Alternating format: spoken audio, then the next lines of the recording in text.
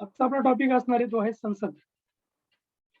आपण parliament of India म्हणतो. सगळ्यात जास्त प्रश्न जर तुम्हाला एक्झाम मध्ये येतात या चॅप्टर वरून येत असतात. पार्लमेंट थोडा मोठा चॅप्टर आहे. आज एका लेक्चर मध्ये कव्हर नाही होणार आहे. याला 2 क्लास लागले. याला आपण म्हणतो संसद. पार्लिमेंट ना? हो, पार्लमेंट आणि संसद. ठीक आहे. जे आपल्या इंडियाचं पार्लमेंट कुठे दिल्लीला आहे, बरोबर, ज्यामध्ये Lok Sabha, Rajya Sabha, president of India, म्हणजे पार्लमेंट जनरली या 3 फॅक्टर्सने बनलेले असते. ठीक आहे. पहिले आहे ते राज्यसभा, देन प्रेसिडेंट, ज्याला आपण राष्ट्रपती म्हणतो, आणि इकडे लोकसभा. या तिघांनी मिळून पार्लमेंट इंडियाची तयार होते, लक्षात घ्या. पण प्रेसिडेंट ऑफ इंडिया जे आहेत, काय म्हटले? लास्ट टाइम तुम्ही सांगितलं होतं. हो, ते मी बेसिक सांगितलं. आज आपल्याला डिटेलमध्ये शिकायचं. ठीक आहे. हे फक्त बेसिक मी तुम्हाला बरोबर सांगितलं होतं. पार्लमेंट मध्ये आपण काय करतो, लोकसभा, राज्यसभा, लोकसभा आणि प्रेसिडेंट ऑफ इंडिया. बट इथं जर तुम्ही एक गोष्ट लक्षात घेतली तर president of India is not the part of either of the house. President of India हे कोणत्या पण सभागृहाचे मेंबर नसतात. ते राज्यसभेचे पण मेंबर नाही आहेत, ते लोकसभेचे पण मेंबर नसतात, लक्षात घ्या. ठीक आहे. तरी देखील ते आपल्या संसदेचे अविभाज्य भाग असतात, तुम्ही लक्षात घ्या. तर मग आज आपण याच्याबद्दल डिस्कस करूया.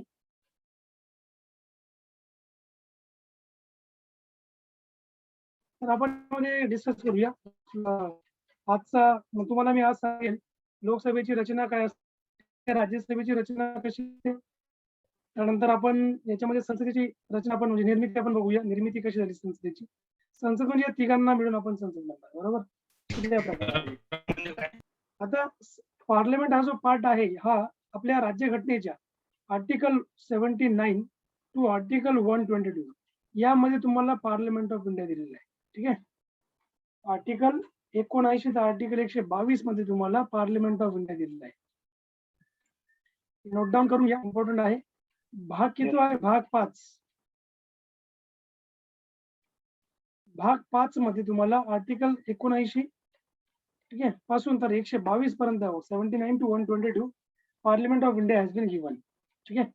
आणि तुम्ही जर याच्यामध्ये बघितलं असणार कलम 79 कलम 122 मध्ये काय काय दिलेलं आहे, संसदेचं संघटन दिलेलं आहे, निर्मिती कशी झाली, संसदेची रचना कशी आहे, त्याचबरोबर कालावधी, पीठासीन अधिकारी कोण असतो त्यांचं. पीठासीन अधिकारी म्हणजे संसदेचे अधिकारी कोण कोण असतात.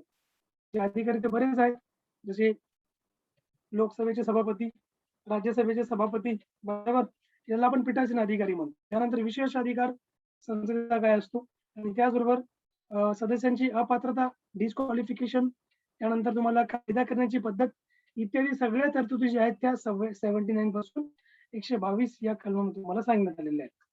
ठीक आहे. इथपर्यंत क्लिअर आहे तुम्हाला? आता मी डायरेक्ट मला सांगतो राज्यसभा लोकसभा बद्दल. इथपर्यंत क्लिअर आहे? हो सर. आता बघा, आता एक गोष्ट अशी आहे, तुम्हाला मी सांगतो, तुम्हाला एक्झामला प्रश्न कधी विचारला जाऊ शकतो, आतापर्यंत एमपीएससी ने विचारला नाही, पण लेट मी टेल यू, हे राज्यसभा आणि लोकसभा हे दोन्ही हिंदी नाव आहेत. ठीक आहे. म्हणजे इंग्रजीमध्ये जर तुम्ही बघितलं, लोकसभेला काय म्हणतो आपण, दी हाऊस ऑफ पीपल म्हणतो, बरोबर. The house of people, the house of people. याचबरोबर राज्यसभेला काय म्हटले, राज्यसभाला बोलतात दी हाऊस ऑफ पीपल. नाही, लोकसभा, लोक म्हणजे people, the house of people म्हणजे लोकसभा, हाऊस म्हणजे सभागृह, आणि राज्यसभा म्हणजे काय, राज्यसभेला इंग्रजीमध्ये म्हणतात the council of state. The council of state. जेव्हा आपली राज्यघटना लिहिली गेली होती तेव्हा यांना या अशी 2 नाव होती. द काउन्सिल ऑफ स्टेट म्हणजे राज्य, काउन्सिल म्हणजे सभागृह. The council of state and the house of people. आता यांना हे 2 हिंदी नावं कधी प्राप्त झाली, लोकसभा आणि राज्यसभा कधी म्हटलं गेले यांना, हे यांना नावं प्राप्त झाली 1954 मध्ये. 1954 मध्ये या दोन्ही सभागृहांना जे इंग्रजी नाव होतं, इंग्रजी नाव तर त्यांचं अजून पण आहेच, ठीक आहे, पण यांना हिंदी पण नाव देण्यात आले, ते म्हणजे 1954 मध्ये, लक्षात घ्या. ओके. आणि आपण जनरली लोकसभेला अजून एक नाव लोकसभेला आपण अजून एक नावाने ओळखतो ते म्हणजे कनिष्ठ सभागृह. कनिष्ठ सभागृह असं पण याला म्हणतात.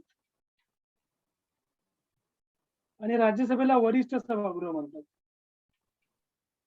वरिष्ठ सभागृह.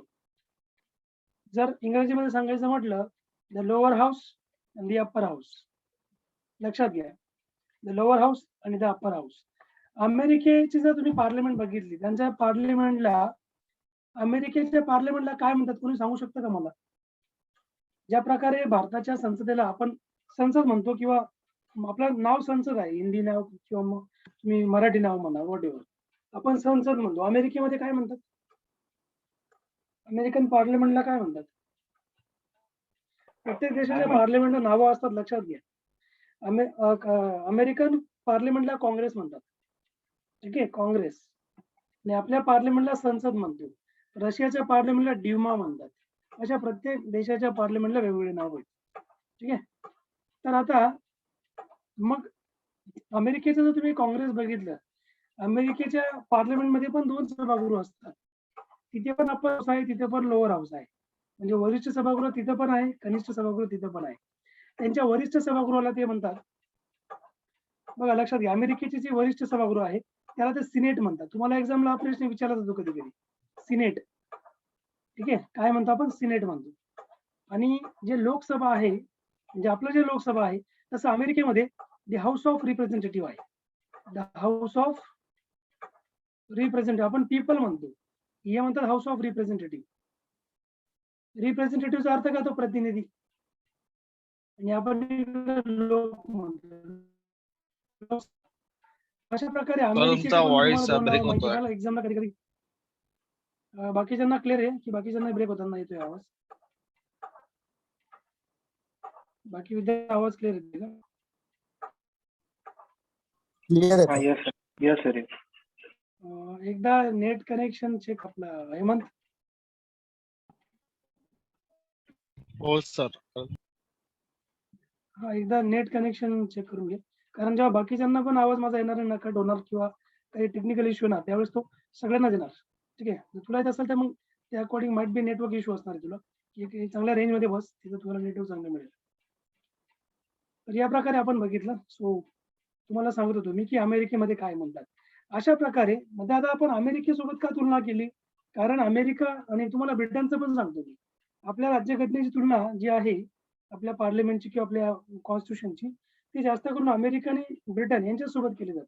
कारण जगातल्या सगळ्यात इम्पॉर्टंट आपण त्याला म्हणजे पार्लिमेंट आपण त्यांना मानतो, इंग्लंडला आणि याला अमेरिकेला. आता आपली जी पार्लिमेंट आहे, आपली संसद, ती कोणत्या पार्लिमेंटच्या आधारावर बेस आहे? ती आहे Westminster model of Westminster model.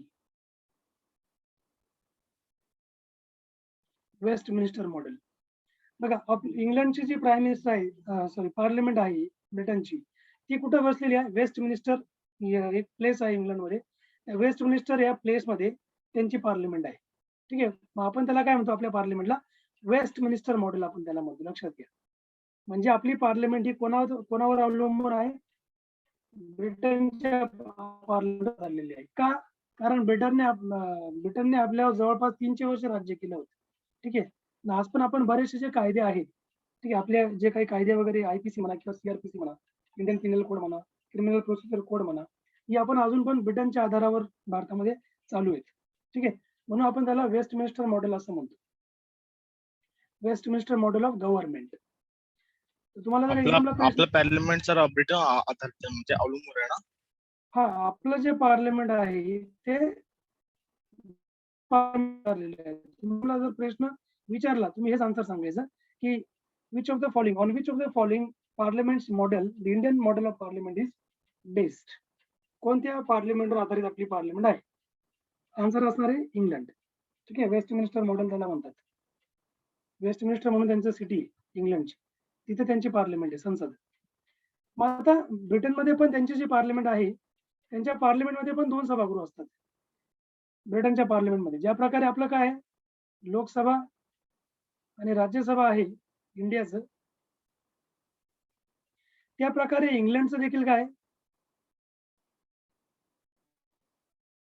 त्याचे पण असतात. एक्झामला विचारतात म्हणून तुम्हाला सांगतोय मी. याच्यामध्ये त्यांना असणार द हाऊस ऑफ लॉर्ड्स पहिले मी हाऊस ऑफ कॉमन्स सांगतो. हाऊस ऑफ कॉमन्स म्हणजे जसं आपलं लोकसभा तसं त्यांचं हाऊस ऑफ कॉमन्स, जसं आपलं राज्यसभा तसं त्यांचं हाऊस ऑफ लॉर्ड्स आहे. दी हाऊस ऑफ लॉर्ड्स. आणि अमेरिकेचं मी तुम्हाला आता सांगितलं युएसएचं. ठीक आहे, युएसए मध्ये काय युएसए मध्ये सिनेट आहे. जसं आपलं राज्यसभा सॉरी इथे मी तुम्हाला सिनेट सांगितलं, सिनेट इकडे आहे. जसं राज्यसभा तसं त्यांचं सिनेट आहे. जसं इकडे हाऊस ऑफ लॉर्ड्स, सिनेट आणि राज्यसभा सिमिलर आले, यांना आपण वरिष्ठ सभागृह म्हणतो या तिघांना. आणि इकडे जे आहे इकडे त्यांचं जे लोअर हाऊस आहे त्याला आपण म्हणतो हाऊस ऑफ रिप्रेझेंटेटिव्ह.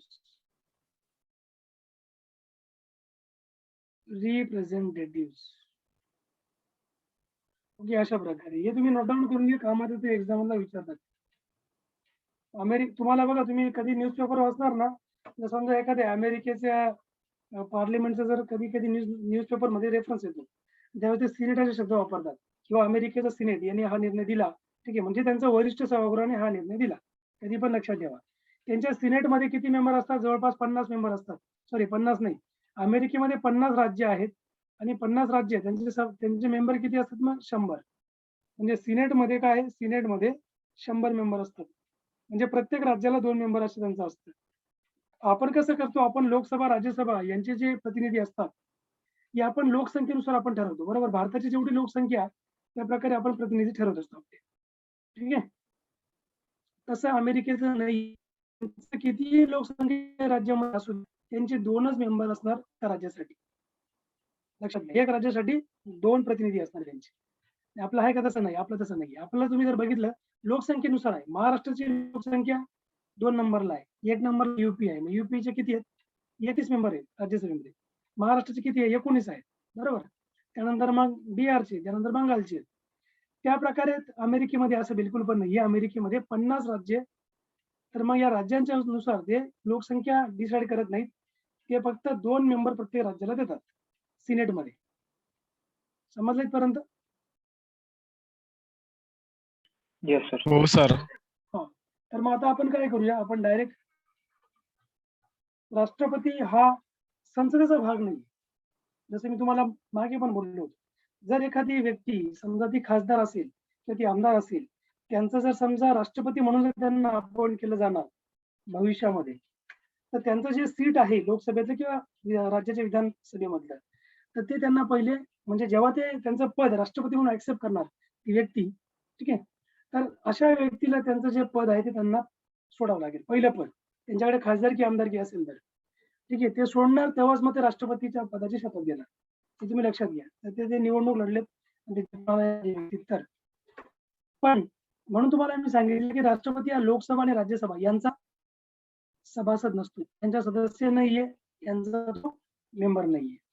ठीक आहे, तरी पण महत्व असं आहे राष्ट्रपतींना, लक्षात घ्या, राष्ट्रपतींच्या शिवाय कामकाज होत नाही आणि त्यांच्याशिवाय बरेचसे जे विधेयक असतात यांचं पण कायद्यामध्ये रूपांतर होत नाही. ठीक आहे, हे तुमचं महत्वाचं रिझन आहे. म्हणजे बघा, राष्ट्रपती संसदेच्या कोणत्याही सभागृहाचे सदस्य नसतात, तसेच ते संसदेच्या कामकाजात प्रत्यक्षपणे भाग घेतात का? नाही घेत. प्रत्यक्ष डायरेक्टली भाग घेत नाही ते, मात्र ते संसदेचे अविभाज्य भाग आहे. त्याचं कारण का? त्याचं कारण असं आहे की संसदेच्या दोन्ही सभागृहांनी पारित केलेले जे विधेयक आहे, ठीक आहे, त्यांची संमती म्हणजे राष्ट्रपतींच्या संमतीने त्याचं कायद्यामध्ये रूपांतर होत नाही. Without the permission of the president of India the bill cannot be, ठीक आहे, ट्रान्सफॉर्म्ड इनटू द लॉ या कन्वर्टेड इनटू द लॉ. दुसरी गोष्ट अशी की ते का भाग नाही येत, ते संसदेची अधिवेशने बोलवतात तसेच ते स्थगित करतात. बरोबर, म्हणजे ते सेशन्स ऑफ द पार्लिमेंट अधिवेशनं बोलवतात लोकसभेची राज्यसभेची, म्हणजे स्थगित देखील करतात. लोकसभा ते विसर्जित करू शकतात, डिझॉल्व्ह करू शकतात. प्राईम मिनिस्टर त्यांना सांगितलंय पंतप्रधानांनी की बाबा लोकसभा डिझॉल्व्ह कर, काही आता हे नाही आपलं, ते डिझॉल्व्ह करू शकतात. संसदेच्या दोन्ही सभागृहांसमोर ते आपलं अभिभाषण पण सादर करतात.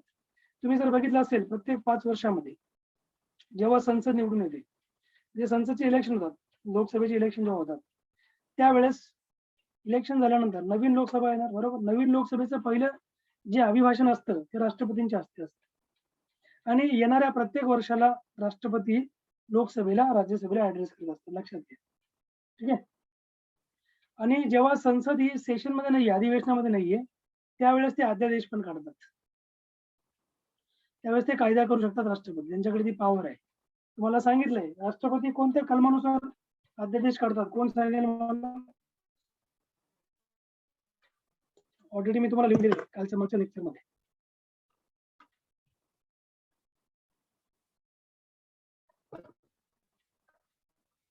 एकशे 23. अगदी बरोबर. 123 ऑर्डिनन्स मेकिंग जी पॉवर आहे राष्ट्रपतींची ती 123 आहे आणि राज्यपालची 213 आहे, 230. लक्षात घ्या.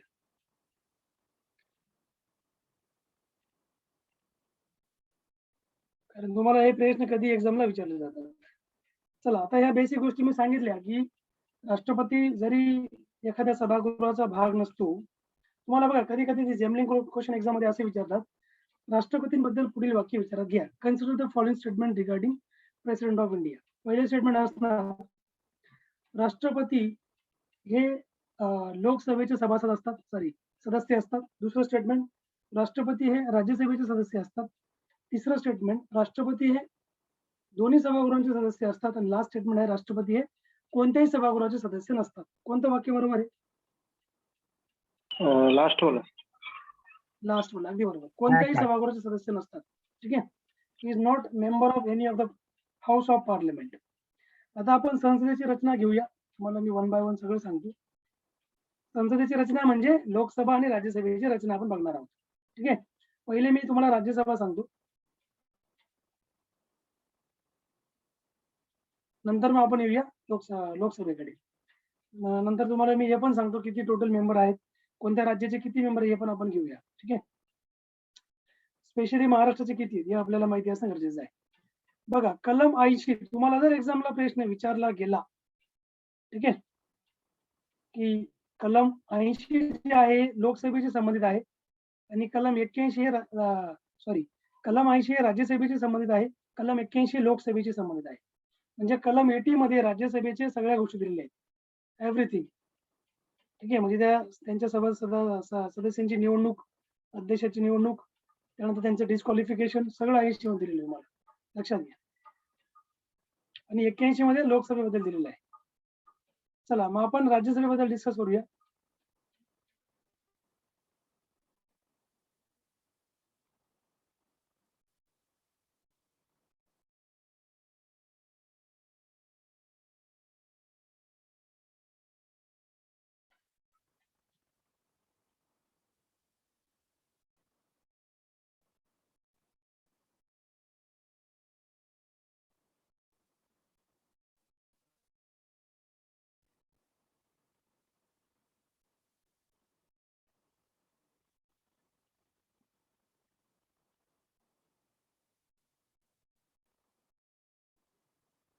ओके. राज्यसभा 80. आता कलम 80 मध्ये त्यांची सगळी रचना म्हणजे कसं स्ट्रक्चर असणं काय असणं सगळं 80 मध्ये आहे. बघा, राज्यसभेची टोटल सभासद संख्या किती आहे? सदस्य संख्या 250. ठीक आहे. 250 टोटल सदस्य संख्या आहे राज्यसभेची. आणि ही टोटल आहे, लक्षात घ्या. मॅक्झिमम आला म्हणतो. प्रेझेंट किती आहे? 245, 245. आता मी याचं तुम्हाला पहिले स्ट्रक्चर सांगतो. 250 कशी आहे बघा. याच्यातून 250 मधून 238 जे आहेत हे राज्यांचे प्रतिनिधी आहेत, राज्यांचे. Hello sir. हा, बोला सर, हे 250 मेंबर्स आहे ना म्हणजे राज्यसभाचे? हो, 250 मॅक्झिमम स्ट्रेंथ आहे राज्यसभेचे मेंबर्स मॅक्झिमम. पण प्रेझेंट किती आता सध्या? 245 आहे, 245. ठीक आहे. मॅक्झिमम म्हणजे इथपर्यंत, एवढ्यापर्यंत संख्या जाऊ शकते मॅक्झिमम. पण या बाकीच्या 5 जागा त्यांनी भरलेल्या नाहीये, लक्षात घ्या. त्या कधी पण इन केस ऑफ जेव्हा रिक्वायरमेंट असेल तेव्हा त्या भरल्या जातील. त्यांनी मॅक्झिमम 250 सांगितलेले आहेत, म्हणजे त्याच्या क्रॉस जाऊ शकत नाही, लक्षात घ्या. 245 आता प्रेझेंट स्ट्रेंथ आहे. आता 245 चे मी तुम्हाला विश्लेषण करून सांगतो. 245 मधून 229 या राज्यांचे आहेत लक्षात घ्या. आता मी तुम्हाला हे कसं सांगितलं 238 प्लस 12 250 बरोबर. 230 राज्याचे आहे 12 नॉमिनेटेड आहेत. नॉमिनेटेड म्हणजे काय? 250 मधून 12 जे सदस्य असतात हे डायरेक्ट नॉमिनेट केले जातात. यांच्यासाठी इलेक्शन राहत नाही. बाकीचे इलेक्शन होते 238 साठी होते राज्यांनी. ठीक आहे, राज्यांच्या 238 पण 12 साठी इलेक्शन नसते, लक्षात घ्या. आणि जे 229 आता मी तुला सांगतो 245 ही प्रेसिडेंट आहे. याच्यातून आता डिव्हिजन कसं होईल? 229 हे घटक राज्यांचे आहेत. ठीक आहे, 4 प्रतिनिधी हे युनियन टेरिटरीजचे आहेत, केंद्रशासित प्रदेशाचे, ज्यामध्ये दिल्ली, पॉंडिचेरी आहे. लक्षात घ्या. पॉंडिचेरी आहे का नाही ते तुम्हाला मी पुढे सांगणारच आहे, त्याबद्दल नो डाऊट. पॉंडिचेरीला आहे की नाही राज्यसभा? एक्झॅक्टली आहे. पॉंडिचेरीमध्ये एक आहे आणि दिल्लीच्या 3 आहेत, अशा 4 आहेत. बरोबर. त्यानंतर बाकी 12 जे आहेत 12 हे तुम्हाला सांगितलं मी नॉमिनेटेड आहेत. आर्ट, कल्चर, ठीक आहे. त्यानंतर काही सायन्स अँड टेक आहे, रिसर्च आहे. तिथून स्पेशली 12 मिनिटला घेतलं राज्यसभेमध्ये. स्पोर्ट्स मधून घेतलं. तुम्ही बघितलं सचिन तेंडुलकर हे पहिले राज्यसभेचे सभासद होते. हेमा मालिनी होत्या, बरोबर. हेमा मालिनी या आर्ट्सला रिप्रेझेंट करायच्या, कला, आणि सचिन तेंडुलकर स्पोर्टला गेले. या 12 जागा ज्या असतात ना यांच्यासाठी इलेक्शन नाही राहत कधी, लक्षात घ्या. इथपर्यंत कळलं का? 250 टोटल स्ट्रेंथ, पण आता प्रेझेंट किती? 245. 250चं फॉर्मेशन कसं आहे? 238 प्लस 12. 245चं कसं आहे? 229 राज्याचे आहेत, 4 आहे केंद्रशासित प्रदेशाच्या जागा आहेत, 12 हे नॉमिनेटेड आहेत. कळालं? Clear concept? Yes sir. चला, आता अशा प्रकारे आपण हे घेऊन टाकले त्यांची रचना. ठीक आहे, आता मी तुम्हाला सांगतो रिप्रेझेंटेशन ऑफ स्टेट्स कशा प्रकारे आपण या मेंबर्सला राज्यसभेमध्ये आणणार. कशा प्रकारे आपण आणणार? आता महाराष्ट्राची टोटल किती स्ट्रेंथ आहे राज्यसभेमध्ये? 19 आहेत. किती आहेत? 19 आहेत. त्यानंतर युपीचे किती आहेत? युपीचे तुम्हाला विचारलं उत्तर प्रदेशचे किती आहेत? किती उत्तर प्रदेशचे? सांगितलं तुम्हाला 31 आहेत. ठीक आहे. त्यानंतर काय सर? जे मेंबर आहेत राज्यसभेमध्ये ते कोणत्या राज्याचे किती आहेत? महाराष्ट्र 19, उत्तर प्रदेश आहे 31, त्यानंतर तमिळनाडूचा नंबर लागतो, तमिळनाडूचे आहेत 18. त्यानंतर तमिळनाडू नंतर मग बिहार, टोटल मेंबर्स आहे टोटल बिहार आणि वेस्ट बेंगॉलचा नंबर लागतो 16. काय म्हटलं? मेंबर्स आहे टोटल मेंबर्स म्हणजे सगळ्या राज्यांची मिळून 245 स्ट्रेंथ होती, 245. हा, ओके ओके ओके. ते 12 मायनस करा फक्त याच्यातून. ते 12 कोणते आहेत? नॉमिनेटेड आहेत. डायरेक्ट पाठवतात, संसदेवर पाठवले जातात. म्हणजे ते केंद्र डायरेक्ट त्यांना, राष्ट्रपती त्यांना सिलेक्ट करेल. कलेमधून किंवा स्पोर्ट्स मधून एखादा असेल किंवा एखादा बाकी सायन्स अँड टेक मधले असेल, रिसर्च मधले असतील, सो त्या प्रकारे. मग हे सगळ्या राज्यांच्या स्ट्रेंथ आहेत. प्रत्येक राज्याला किती प्रतिनिधित्व आहे हे तुम्हाला मी इथे सांगतोय. राज्यसभेमध्ये महाराष्ट्राला 19 जागा आहेत 245 मधून. त्यानंतर 31 या कोणाला आहेत? युपीला आहेत. 18 तमिळनाडू, 16 वेस्ट बेंगॉल, 16 बिहार. ठीक आहे, अशा प्रकारे. त्यानंतर मग मध्य प्रदेशचा नंबर लागतो. मध्य प्रदेशला 11 आहेत आणि आंध्र प्रदेशला 11 आहेत आणि गुजरातला देखील 11 आहेत. सॉरी, कर्नाटक आहे, कर्नाटकला 12 आहेत. बाकी 11 मध्य प्रदेश, 11 गुजरात आणि 11 आंध्र प्रदेश. ही अशी स्ट्रेंथ आहे. हे घटक राज्य झाले. आता युनियन टेरिटरीज तुम्ही बघितले 8 युनियन टेरिटरीज आहेत, केंद्रशासित प्रदेश. याच्यात फक्त दिल्ली, पॉंडिचेरी या दोघांनाच फक्त प्रतिनिधित्व आहे. का बरं असं कोणी सांगू शकतं का? काय कारण असेल? काय? या दोघांना प्रतिनिधित्व राज्यसभेमध्ये आहे 8 केंद्रशासित प्रदेशामधून. असं का? बाकीच्यांना का बरं? कारण सर लेफ्टनंट गव्हर्नर त्यांचे हे घेतात नाही, आदेश. तसं नाहीये. पहिली गोष्ट आहे ती म्हणजे बाकी राज्यांमध्ये विधानसभा नाहीये. कारण हे मेंबर कुठून जातात? राज्यसभेमध्ये. विधानसभेमध्ये यांची निवडणूक होते, बरोबर. राज्य यांना निवडणार राज्यामध्ये. आता महाराष्ट्रातून आपल्याला 19 मेंबर पाठवायचे. ते कसं पाठवणार? महाराष्ट्राच्या विधानसभेच्या निवडणुका होणार त्यासाठी. ठीक आहे. निवडणुका झाल्या, जो निवडून आला आता त्यांच्यामध्ये आपण वोटिंग नाही करत, यांची निवडणूक अप्रत्यक्षरित्या होणार. ते मेंबर यांना वोटिंग करणार. कुठले? त्या विधानसभेतले मेंबर, निर्वाचित मेंबर. निर्वाचित नाही. तुमचा व्हॉइस होतोय सर. स्क्रीन पण हँग. मला वाटतं तुझा आय थिंक नेटचा इश्यू आहे हेमंत, कारण बाकीच्यांना आवाज तर माझा क्लिअर होतो, तुला कसं काय आवाज ब्रेक होतो? नो सर, स्ट्रॉंग नेट आहे इकडं. बाकीच्यांना पण प्रॉब्लेम आहे का सांगा मला, आवाज माझा ब्रेक होतोय?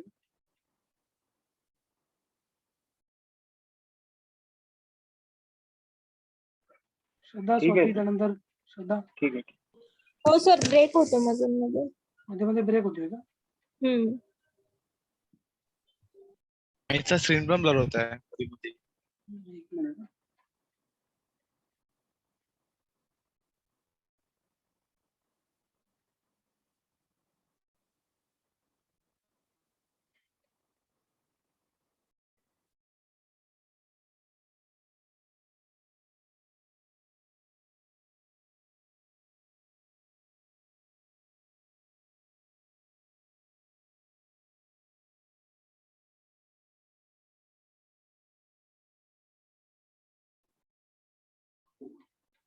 ठीक आहे, बघू आपण आता. तुम्हाला मी पुढे एक्सप्लेन करतो. या 11 जागा सांगितल्या मी तुम्हाला, गुजरात, आंध्र आणि मध्य प्रदेश.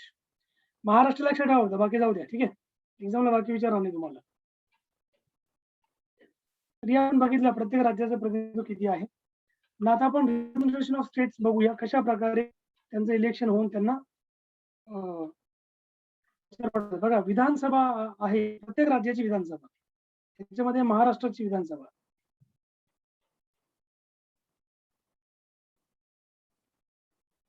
महाराष्ट्रामध्ये विधान परिषद पण आहे, लक्षात घ्या. पण विधान परिषदचा रोल नाहीये सर विधान परिषदला इंग्रजी बोलतात. त्याला हे म्हणतात state council. Okay. Legislative council म्हणून, स्टेट काउन्सिल नको म्हणून, लेजिस्लेटिव्ह काउन्सिल म्हणून. लेजिस्लेटिव्ह काउन्सिल ही लेजिस्लेटिव्ह असेंब्ली असते आणि ही लेजिस्लेटिव्ह काउन्सिल असते. काउन्सिल विधान परिषद आहे ती वोटिंग करणार नाही, यांचं वोट चालत नाही. ठीक आहे, राज्याचे मेंबर आपण निवडून देणार, त्यांना राज्यसभेवर आपण पाठवणार. त्याच्यामध्ये मग विधानसभेचे जे मेंबर असतात तेच फक्त वोटिंग करतात. माझा प्रश्न तुम्हाला, महाराष्ट्रामध्ये विधानसभेच्या सदस्यांची किती संख्या आहे? किती सदस्य आपल्याकडे विधानसभेचे? कोणी सांगू शकतं का?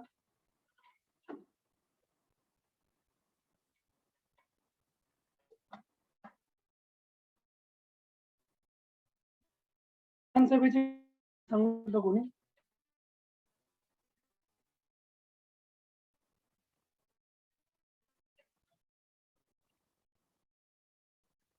महाराष्ट्राच्या विधानसभेमध्ये किती स्ट्रेंथ आहे? मेंबर स्ट्रेंथ किती आहे टोटल? 288. हो बरोबर, 288 288 आहेत, लक्षात घे टोटल. एखाद्याला बनायचं असेल त्याला मेजॉरिटी किती लागणार? 145 लागणार. ठीक आहे, 145 असेल तर तो he will become chief minister. मग यांनी तेच केलं ना, 54, 52 आणि 66. शिवसेना, राष्ट्रवादी आणि काँग्रेस. ठीक आहे, यांनी सत्ता स्थापन करून टाकली महाराष्ट्रामध्ये. बीजेपीला होते 105, बीजेपी ठेवलं त्यांनी बाजूला. ठीक आहे, चला पुढे आपण आता जाऊया. केंद्रशासित प्रदेशाचे जे प्रतिनिधी आहेत, जसं मी तुम्हाला सांगितलं, विधानसभेमध्ये काय होणार? मतदान होणार. ठीक आहे, आणि मतदान जे आहे राज्यसभेवर पाठवण्यासाठी ज्या मेंबरचं मतदान होईल त्यासाठी फक्त निर्वाचित जे सदस्य आहेत विधानसभेचे, निर्वाचित सदस्य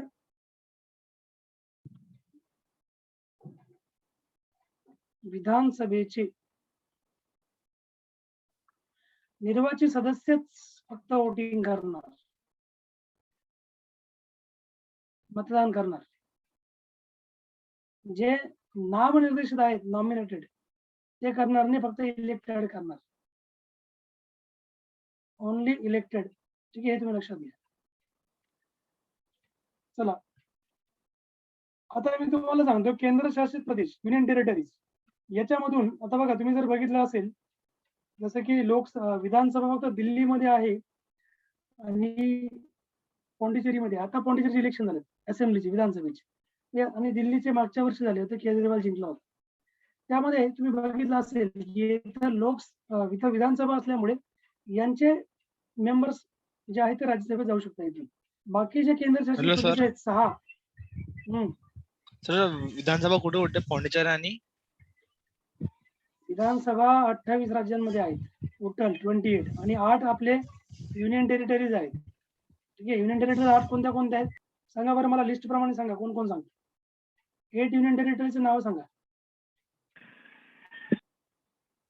सांगा लवकर. दिल्ली, हा फटाफट सांगा. दिल्ली, पांडिचेरी, पॉंडिचेरी, अजून दीव, दमन, अंदमान, दमन दीव, अंदमान, अजून अंदमान निकोबार, निकोबार, अंदमान निकोबार, अजून लक्षद्वीप, लक्षद्वीप, अजून कुठले सांगा.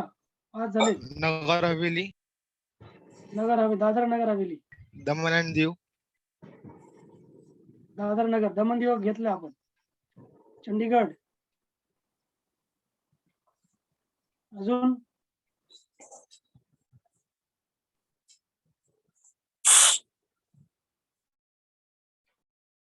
कुठले, अजून जम्मू काश्मीर, सर लडाख. लडाख ना. लडाख आणि जम्मू काश्मीर. ठीक आहे, तर या प्रकारे आता ही दादरा नगर हवेली जी आहे ही दमन दीव मध्ये यांना मिक्स करून टाकलेले आहे. ठीक आहे, या एकत्र झालेल्या आहेत, त्याच्यामुळे आता इथून 1 मायनस झालेली. अदरवाईज त्या 9 होत्या पहिले. ठीक आहे, 1 मायनस झाली, ही मायनस झालेली. दमन दीव आहे, दादर नगर हवेली नाही. लक्षात घ्या, दिल्ली, पॉंडिचेरी, दमन दीव, अंदमान निकोबार, लक्षद्वीप, चंडीगड, जेके आणि लडाख या 8 युनियन टेरिटरीज आहेत. याच्यातून फक्त विधानसभा कुठे आहे, दिल्ली आणि पॉंडिचेरीला आहे, बाकी यांना नाही. ठीक आहे, सो तुम्ही हे लक्षात घेणं इथे गरजेचं आहे. तर मग केंद्रशासित प्रदेशांचे राज्यसभेतील प्रतिनिधी अप्रत्यक्षपणे प्रमाणशील प्रतिनिधित्व पद्धतीनुसार एकल संक्रमणीय मताद्वारे निवडून दिले जातात. मात्र सध्या तुम्ही जर बघितलं असेल फक्त केवळ दिल्ली आणि पॉंडिचेरीलाच फक्त हे सीट्स देण्यात आलेले आहेत. दिल्लीला 3 आहेत राज्यसभेमध्ये आणि पॉंडिचेरीचं 1 आहे. हे कशावर आधारित आहे, 3 आणि 1 लोकसंख्येवर. यांची लोकसंख्या कमी आहे पॉंडिचेरीची. ठीक आहे, चला सगळं तुम्हाला होलसोल सांगितलं मी, राज्यसभेचे 12 नॉमिनेटेड मेंबर्स वगैरे वगैरे एव्हरीथिंग. आता आपण जाऊया लोकसभेच्या रचनेकडे.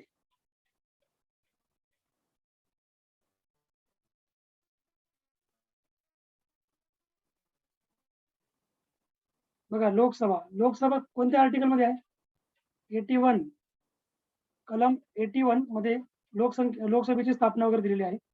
लोकसभेची जास्तीत जास्त स्ट्रेंथ किती आहे, 552. 552 मधून मी तुम्हाला डिव्हिजन करतो बघा. 530 स्टेटचे, 20 युनियन टेरिटरीजचे आणि 2 अँग्लो इंडियन्स यांना आपण म्हणतो नॉमिनेटेड, दोघांना नामनिर्देशित. असे टोटल किती आहे, 552 आहे.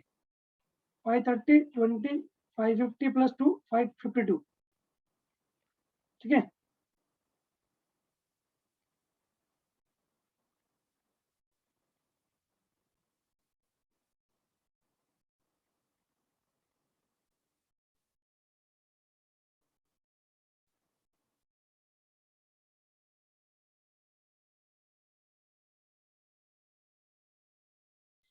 चला तर ही आहे तुमची 552 टोटल स्ट्रेंथ. आता प्रेझेंट स्ट्रेंथ किती आहे, कोणी सांगेल का? प्रेझेंट स्ट्रेंथ किती? 545. 545 अगदी बरोबर. आता याचं डिव्हिजन करा. 545 मधून 530 राज्यांच्या तशा न तशा आहेत. 545 काय सर? प्रेझेंट स्ट्रेंथ आहे आताची, टोटल एवढी आहे मॅक्झिमम, ही आता प्रेझेंट आहे. जसं राज्यसभेला मी तुम्हाला सांगितलं सेम आहे. 545, 530 फॉर स्टेट्स आहेत. त्यानंतर 13 फॉर केंद्रशासित प्रदेश, युनियन टेरिटरीज. आणि त्यानंतर तुम्हाला इथे 12 जे आहेत ते नॉमिनेटेड आहेत. सॉरी इथे चुकलं आपलं, 12 नाही 2 आहेत नॉमिनेटेड. ते राज्यसभेमध्ये 12 आहेत. 530 आणि हे 13 तुमचे झालेत किती? 543 प्लस 2 545 टोटल झाले. कळाले पर्यंत? क्लिअर आहे? केंद्रशासित प्रदेशात टोटल किती? त्यांनी 20 सांगितले, परंतु लोकसंख्येच्या अकॉर्डिंग मॅक्झिमम आपण त्या 20 आहेत त्यांच्या, मिनिमम त्यांच्या 13 आहेत.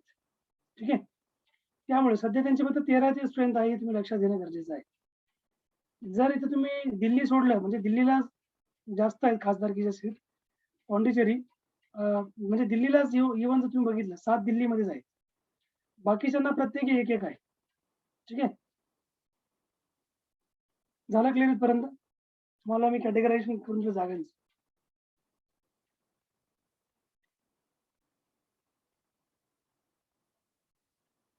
क्लिअर आहे? समाज कुठला आहे अँग्लो इंडियन? कुठला? सर परत एकदा सांगा ना. Anglo Indian. ओके, बघा लोकसभेची टोटल स्ट्रेंथ जी आहे, टोटल जर मी विचारलं तुम्हाला, कोण विचारलं तर 552 सांगायची. प्रेझेंट किती आहे म्हटलं तर 545 आता सध्याची प्रेझेंट. आणि समजा तुम्हाला जर विचारलं की याच्यातून घटक राज्यांचे किती आहेत तर 530 आहेत. 13 आहेत अँग्लो इंडियनचे आहेत. बरोबर, किती झाले? 545 झाले.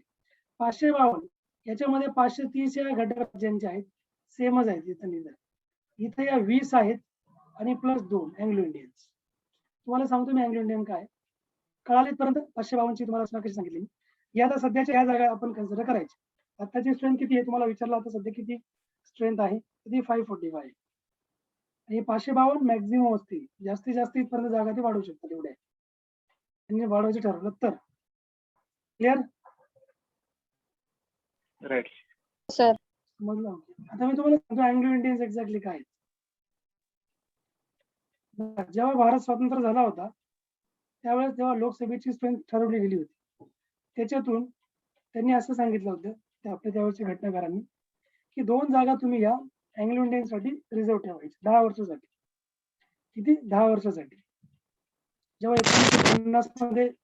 1950 मध्ये इलेक्शन कमिशन ऑफ इंडियाची स्थापना झाली होती त्यावेळेस. ठीक आहे, अनम्यूट करून द्या ज्यांचा म्यूट असेल, सॉरी म्यूट करा अनम्यूट असेल तर. यानुसार हे तुम्हाला मी सांगितलं की 2 जागा अँग्लो इंडियनच्या हे रिझर्व्ह असायच्या. आता अँग्लो इंडियन समाज नक्की आहे काय? अँग्लो इंडियन समाज म्हणजे बघा, ज्यावेळेस ब्रिटिश भारतामध्ये शासन करायला आले होते, तिथे सुरुवातीला व्यापारी म्हणून होते. बरोबर, त्यानंतर त्यांनी काय केलं की भारतामध्ये व्यापारी ॲज वेल ॲज राजकीय पॉवर त्यांच्याकडे मिळाली ती भारताची. म्हणजे व्यापार तर करूच लागले, राजकारण पण करायला लागले, कायदा सुव्यवस्था पण ते भारताचं बघायला लागले. हळूहळू नंतर त्यांच्याकडे पूर्ण भारत चालला गेला. मग त्यांनी आता एक डिसाईड केलं, आता त्यांना असं वाटलं की आता आपण भारतामध्ये आपल्याला असेल तसे आपल्याला काय करायचं, सेटलच व्हायचं. बरोबर, मग त्यांनी ते काय करायचे की इंडियन ज्या राहायच्या इंडियन फिमेल्स त्यांच्याशी ते विवाहबद्ध व्हायचे. ठीक आहे, they got married, they used to get married with the Indian girls. मग त्याच्यातून ते त्यांचं जे अपत्य निर्माण व्हायचे त्याला म्हणतो आपण अँग्लो इंडियन्स. कळालं? कळालं अँग्लो इंडियन्स? नाही सर. म्हणजे आता ब्रिटिश भारतामध्ये राज करायला आले. बरोबर, आता त्यांनी त्यांचा पहिले उद्देश काय होता? फक्त व्यापार करणे.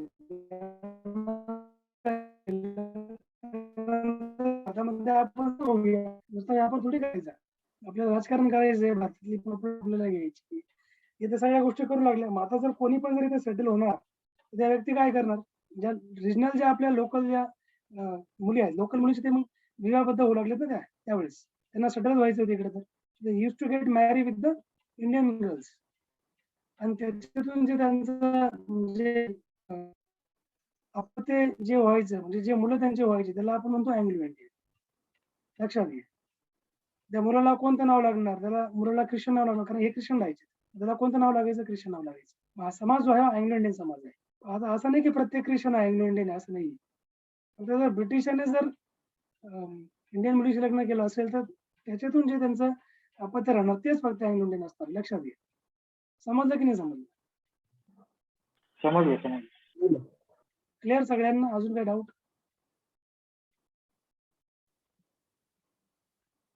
कोणी मला विचारलं होतं समजलं नाही म्हणून? मी समजलं सर. समजलं? ठीक आहे. तर मग त्याला म्हणतो आपण अँग्लो इंडियन समाज. आता हा अँग्लो इंडियन समाज जास्त करून कुठे आहे? केरळमध्ये. आणि केरळमध्ये 2 मेंबर जे आहेत ना आता लोकसभेमधले, हे केरळचेच आहेत. दोन्ही ख्रिश्चन आहेत. दोघांचं नाव तुम्ही नेटवर सर्च करा. दोन्ही ख्रिश्चन आहेत. मग या प्रकारे मग त्यांचे ते जनरेशन ते वाढत गेले ना मग त्या अकॉर्डिंग. मग त्याला आपण म्हणतो, पण आता यांना फक्त 10 वर्ष हे रिझर्वेशन दिलं होतं. लोकसभा आता समजा, मग मी तुम्हाला यासाठी सांगतोय की लोकसभेमध्ये काय यांना जागा दिल्या गेल्या, कारण जर समजा त्यांच्या कम्युनिटीला कोणी रिप्रेझेंट करणार नसेल, ठीक आहे, त्यांच्या कम्युनिटीला समजा देशामध्ये किंवा लोकसभेमध्ये रिप्रेझेंट करत असेल, तर त्यांच्या 2 मेंबर्सला राष्ट्रपती डायरेक्ट अपॉइंट करणार, ठीक आहे. त्यांच्यासाठी इलेक्शन नाही राहणार.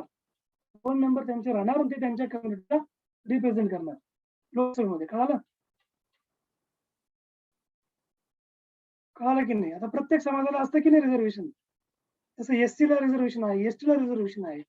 545 जर तुम्ही जागा बघितल्या, याच्यातून 84 जागा ज्या आहेत त्या शेड्यूल कास्टसाठी रिझर्व आहेत. बरोबर की नाही? तुम्ही एसटी बघितल्या, एसटी साठी पण जवळपास एक म्हणजे 70च्या पुढं 70च्या आसपास जागा रिझर्व आहेत शेड्यूल ट्राईबसाठी. मग तसं आहे म्हणजे आता प्रत्येक कम्युनिटीला काय केलेलं आहे, कम्युनिटीनुसार आपण जागा त्यांना दिलेल्या आहेत लोकसभेमध्ये, रिझर्वेशन. बरोबर? जागेचं रिझर्वेशन. तसं मग त्या कम्युनिटीला 2 जागा देण्यात आलेल्या आहेत. कळालं की नाही कळालं? हो. हा, पण फरक एवढा आहे, या काही रिझर्व जागा नाहीयेत. याच्यावर डायरेक्ट इलेक्शन होणार, म्हणजे त्यांना मतदानच्या थ्रू जायचंय. बरोबर? जरी समजा 84 जागा शेड्यूल कास्टसाठी आहेत, एससी साठी आहेत, बरोबर, तरी इथं त्यांना मतदान करावं लागणार, तिथं मतदान होणार, त्यांचे कॅन्डिडेट्स उभे राहणार तिथे, लक्षात घ्या. तसं हे 2 साठी आहे का असं काही क्रायटेरिया नाही. यांना डायरेक्ट राष्ट्रपती सांगेल, चला हे 2 मेंबर आहेत, यांना डायरेक्ट नॉमिनेट करून द्या. ठीक आहे? क्लिअर? Yes sir. कुठे जाऊया आपण? आता महत्वाची गोष्ट अशी आहे की राज्यांचे प्रतिनिधित्व जे आहे, रिप्रेझेंटेशन ऑफ स्टेट्स, ते लोकसभेमध्ये कशा प्रकारे असणार आहे तुम्ही बघितलं असेल. आता लोकसभेचा मेंबर जर एखाद्याला बनायचा असेल, खासदार आपण त्यांना म्हणतो, त्यांचं इलेक्शन होतं. लोकसभेचं इलेक्शन म्हणजे प्राईम मिनिस्टरचं इलेक्शन, लक्षात ठेवा. राज्यसभेचं नाही. राज्यसभेमध्ये इलेक्शन होत नाही.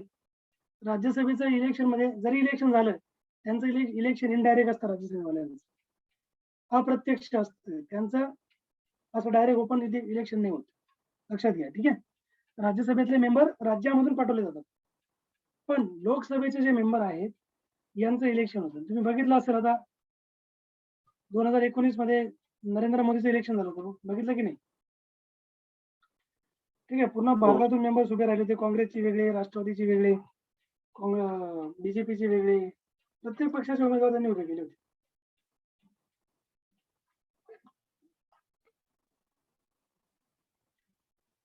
मुख्यमंत्र्याचं इलेक्शन जेव्हा होतं ना, त्यावेळेस प्रत्येक राज्याचं मुख्यमंत्र्याचं इलेक्शन हे वेगवेगळं असतं, म्हणजे त्यांचं सेम नाही राहत. बरोबर? वेगळं असतं म्हणजे काय? ते आमदार असतात, आमदार. त्यांना आपण मेंबर ऑफ असेंब्ली म्हणतो.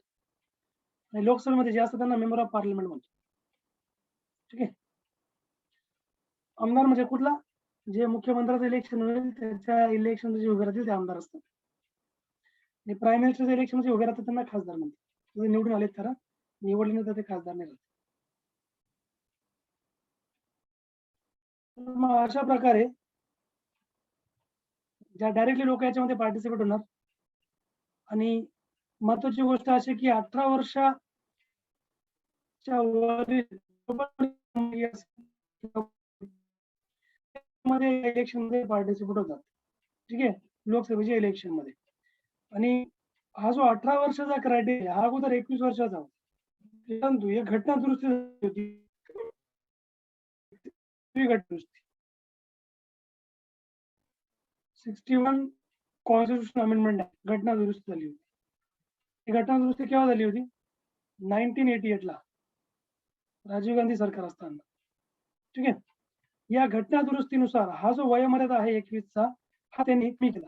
लिहून घ्या, नोट डाऊन करा. मतदान करण्याचा अधिकार प्रत्येक 18 वर्षापेक्षा अधिक वयाच्या व मतदानासाठी अपात्र न घोषित केलेल्या सर्व भारतीयांना असते. 18 वर्षापेक्षा अधिक वयाच्या सर्व व्यक्तींना मतदानाचा अधिकार आहे, एवढंच करा. आणि 61वा घटना दुरुस्ती कायदा 1988 नुसार मतदानाचे किमान वय हे 21 वरून 18 इतके कमी केले गेले.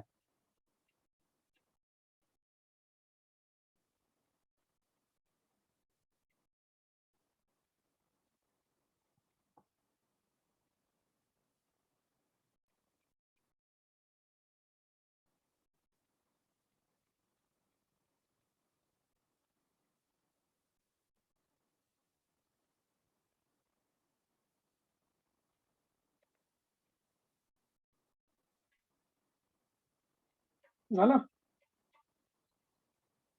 हो. ओके. आता आपल्या महाराष्ट्रातून किती लोकसभा राज्यसभेत एकूण पाठवतात आणि आपण लोकसभेसाठी निवडून देतो. किती निवडून देतो आपण? 48. 48 लक्षात घ्या. ठीक आहे. 48 आहे. आता केंद्रशासित प्रदेशाचे एकूण सदस्य 20 आहेत. पण सध्या ते आता किती आहेत? केवळ 13च प्रतिनिधी लोकसभेमध्ये आहेत त्यांचे. केंद्रशासित प्रदेशाचे त्याच्यातून 7 जे आहेत ते दिल्लीचे आहेत. बाकी प्रत्येकी केंद्रशासित प्रदेशाचा एक सदस्य आहे. हे पण लिहून ठेवा. 7 दिल्ली केंद्रशासित प्रदेशाचे एकूण 20 प्रतिनिधी असून सध्या त्यांचे केवळ 13च प्रतिनिधी लोकसभेमध्ये आहेत. त्यामध्ये 7 दिल्लीचे आहेत. उर्वरित बाकी तुमचा वॉइस ब्रेक होता सर. एक सभासद आहे. परत एकदा सांगा, आवाज ब्रेक झाला. सदस्य म्हणा. आणि स्क्रीन पण तुमचा. मी हे म्हणतोय केंद्रशासित प्रदेशाच्या एकूण 20 प्रतिनिधींची तरतूद असली, एकूण 20 प्रतिनिधींची तरतूद आहे. 20 प्रतिनिधींची तरतूद आहे. एकदा कॅमेरा थोडा हाईड करतो म्हणजे आपण आवाज क्लिअर येतो. कधी कधी ना कॅमेरा पण आवाज ब्रेक होतो. ते नेट जास्त लागतं ना त्याला.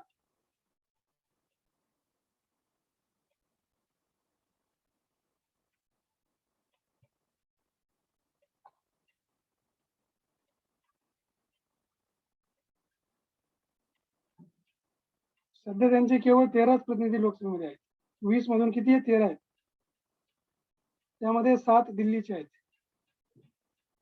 आणि बाकी जे राहिलेले आहेत ते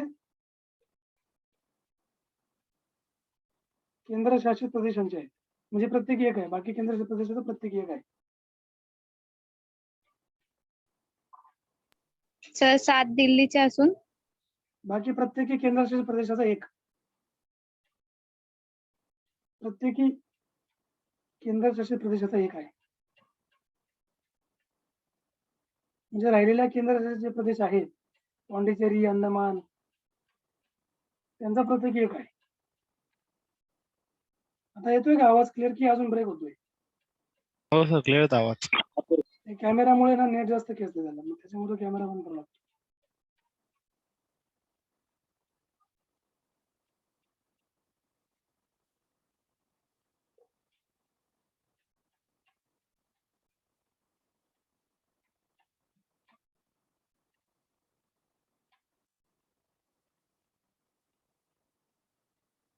पुढे आपण जाऊया नामनिर्देशित सदस्य. आता नॉमिनेटेड मेंबर जे आहेत बघा, लोकसभेमध्ये नॉमिनेटेड किती आहेत? 2 आहेत. त्यांचा मी तुम्हाला एकदा पूर्ण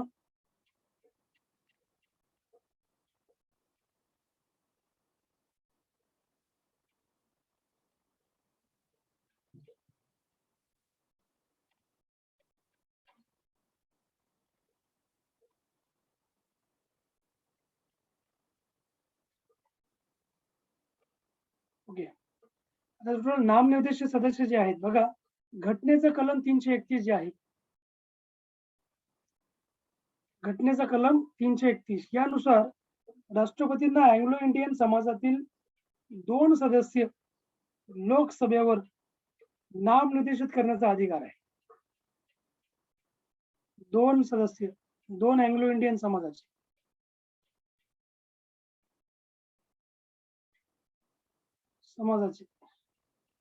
प्रतिनिधी नामनिर्देशित करण्याचा अधिकार आहे. बरोबर. आता सुरुवातीला ही जी तरतूद होती ती फक्त 10 वर्षासाठीच होती. म्हणजे 1950 पासून आपली गणना केव्हा आली 50 मध्ये, ती 1960 पर्यंतच होती पहिली.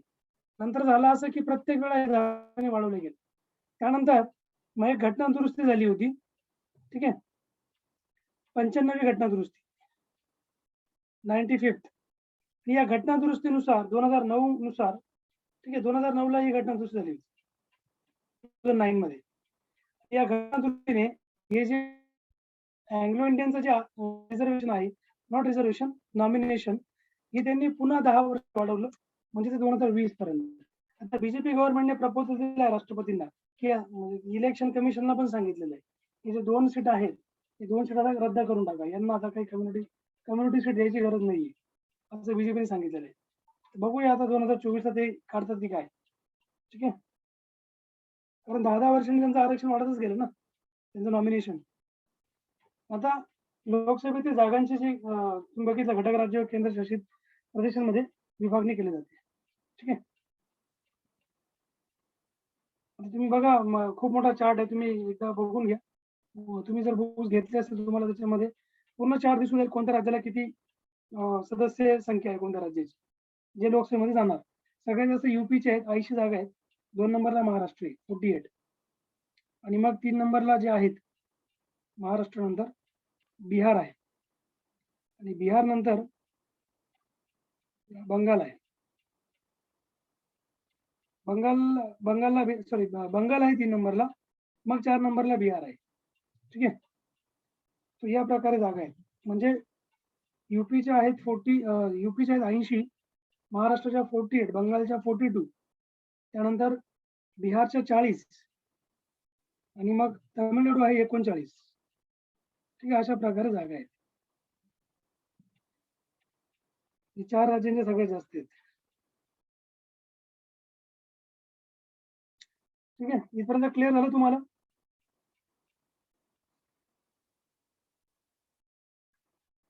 क्लिअर इथपर्यंत? हो सर. काय डाऊट असेल ते विचारा.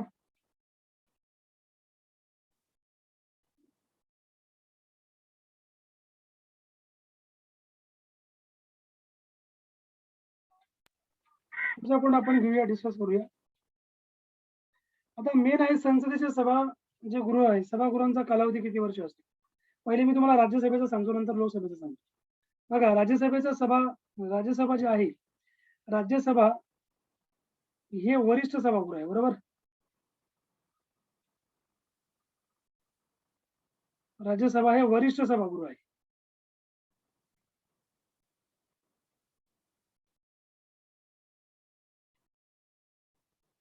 आणि याला आपण अप्पर हाऊस म्हणतो.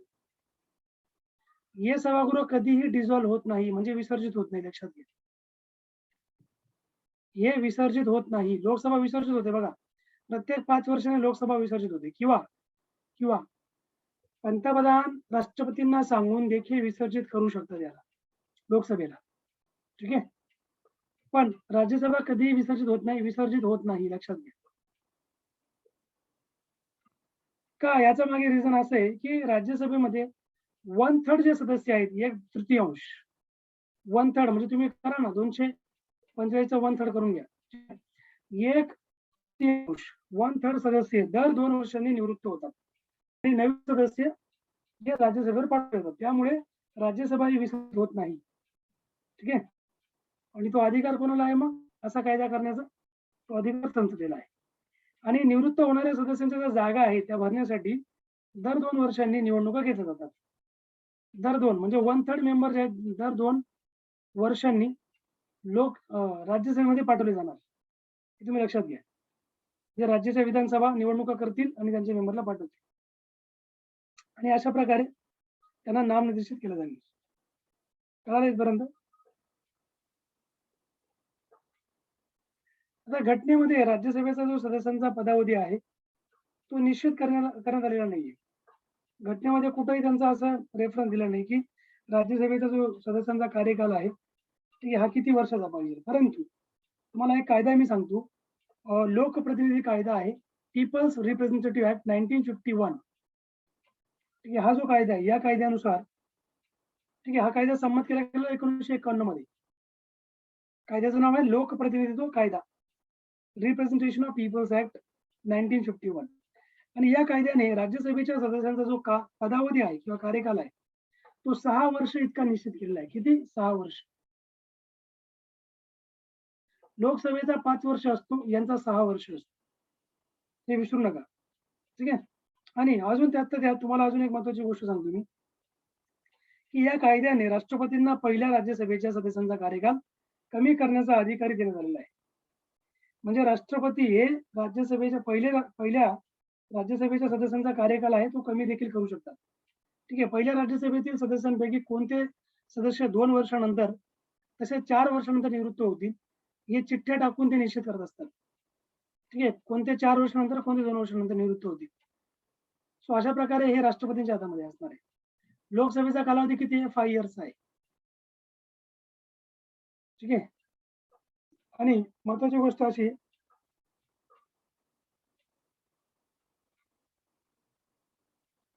ठीक आहे महत्वाची गोष्ट अशी आहे की 42वी घटना दुरुस्ती जेव्हा झाली होती, 42nd अमेंडमेंट ऍक्ट 1975, या घटना दुरुस्तीनुसार ठीक आहे लोकसभेचा कार्यकाल किती होता? 6 वर्ष होता लोकसभा. परंतु त्यांनी पुन्हा एक घटना दुरुस्ती केली 44वी, यानुसार लोकसभेचा कार्यकाल हा 5 वर्ष केला, 5 इयर्स. ही एक महत्वाची गोष्ट लक्षात ठेवा. ठीक आहे. चला, संसद सदस्यांची पात्रता म्हणजे क्वालिफिकेशन डिस्क्वालिफिकेशन काय असणार आहे. आता मी तुम्हाला सांगतो की पार्लमेंटचे जे सदस्य आहेत यांची पात्रता काय असते. म्हणजे समजा आता आपल्याला पार्लमेंटचं इलेक्शन लढायचं आहे. ठीक आहे. तुम्हाला समजा पार्लमेंटचं इलेक्शन लढायचं, तुमचा एज किती पाहिजे कमीत कमी. आता हा सगळं प्रोव्हिजन कलम 84 मध्ये देण्यात आलेला आहे. कलम जे आर्टिकल 84 आहे यानुसार संसदेचा सदस्य म्हणून पात्र ठरवण्यासाठी ठीक आहे व्यक्तीच्या अंगी काही गुण म्हणजे काही पात्रता असणं गरजेचं आहे, तरच तो व्यक्ती लोकसभा किंवा राज्यसभेचा पात्र ठरणार. पहिली गोष्ट म्हणजे ती व्यक्ती भारताची नागरिक आली पाहिजे. म्हणजे क्वालिफिकेशन डिस्क्वालिफिकेशन, क्वालिफिकेशन म्हणजे काय? पात्रता. डिस्क्वालिफिकेशन म्हणजे काय? अपात्रता. म्हणजे कोणती व्यक्ती सदस्य बनू शकत नाही संसदेचा. ठीक आहे. 84 कलम हे डिस्क्वालिफिकेशन क्वालिफिकेशन संबंधित आहे. त्यामध्ये पहिली प्रोव्हिजन अशी आहे क्वालिफिकेशनची, तो भारताचा नागरिक असावा. त्याने निवडणूक आयोगाने जे काही ठरवून दिलेला ठीक आहे किंवा प्राधिकृत केलेल्या व्यक्तीसमोर घटनेच्या 3ऱ्या अनुसूचीमध्ये दिलेल्या नमुन्यानुसार शपथ घेऊन किंवा प्रतिज्ञा करून त्याखाली सही केलेली असावी. आणि आता राहिला एजचा क्रायटेरिया. ठीक आहे. आता तुम्हाला एजचा क्रायटेरिया मी सांगतो.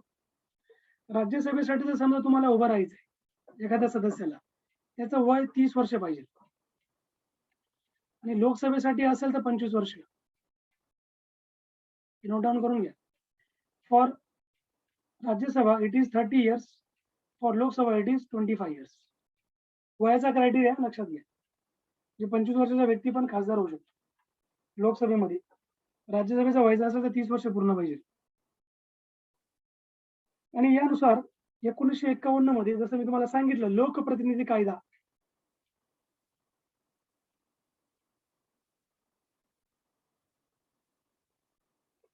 प्रतिनिधी कायदा 1951 रिप्रेझेंटेशन ऑफ पीपल्स ऍक्ट 1951 यामध्ये संसद सदस्यासाठी काही अतिरिक्त पात्रता आहेत. हे मी तुम्हाला सांगतो काय अतिरिक्त पात्रता आहे. पहिली पात्रता अशी त्याच्यामध्ये या कायद्यानुसार ठीक आहे. पहिली पात्रता लोकसभा तसेच राज्यसभेसाठी ती व्यक्ती म्हणजे जो संसदेचा म्हणजे खासदार बनणार तो व्यक्ती देशातील कोणत्याही संसदीय मतदारसंघातील तो नोंदणीकृत मतदार असावा. ज्या लक्षात घ्या म्हणजे आता फॉर एक्झाम्पल तुम्हाला मी एक्झाम्पल सांगतो.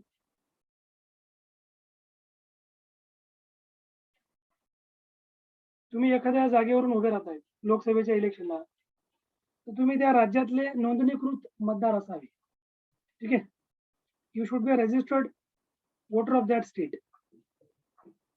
हे तुम्हाला इथं माहिती असं ही एक पहिली प्रोव्हिजन यांनी ऍड केली. मात्र ही जी अशी पात्रता होती, लक्षात घ्या, पूर्वी राज्यसभेच्या निवडणुकीसाठी तो व्यक्ती ज्या राज्यातून निवडणूक लढवित आहे त्या राज्यातीलच तो मतदार असावा, असं त्यांनी पहिले एक अट घातली होती. लक्षात घ्या.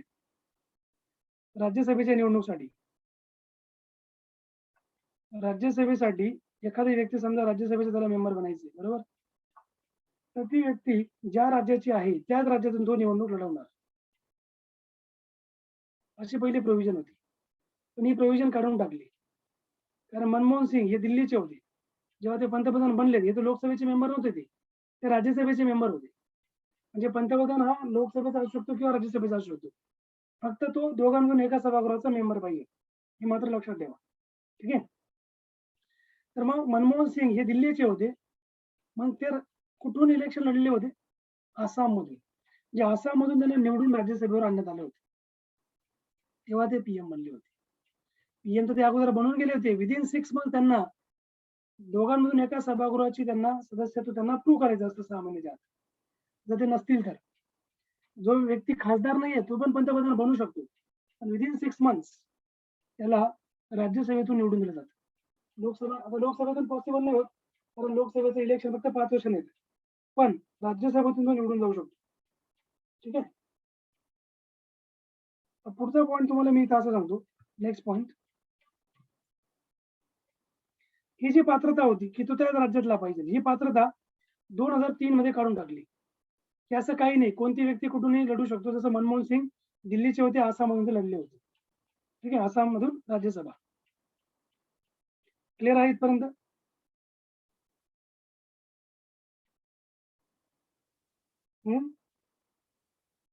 क्लिअर आहे का?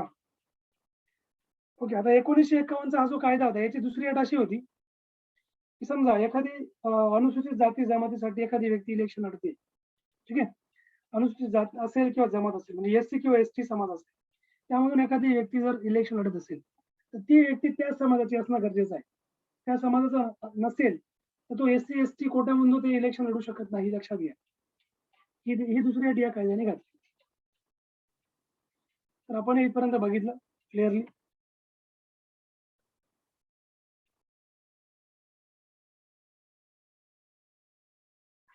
त्या अकॉर्डिंग आता पुढे आपण संसद सदस्यांचं डिस्क्वालिफिकेशन कसं आहे बघा.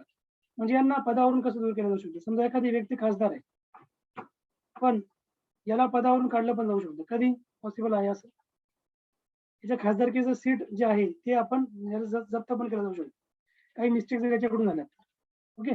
याची पात्रता मी तुम्हाला पुढे सांगतो, म्हणजे 1 बाय 1 सगळं तुम्हाला मी सांगतो.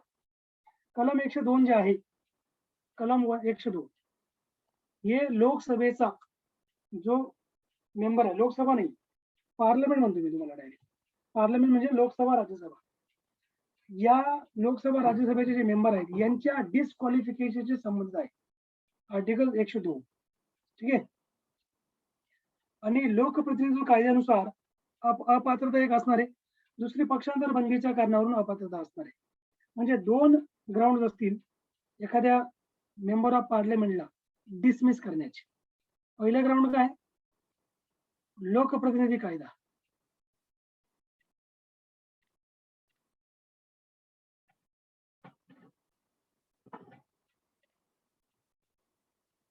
(1951). दुसरं आहे ते पक्षांतर बंदी. पक्षांतर बंदी माहिती आहे का तुम्हाला?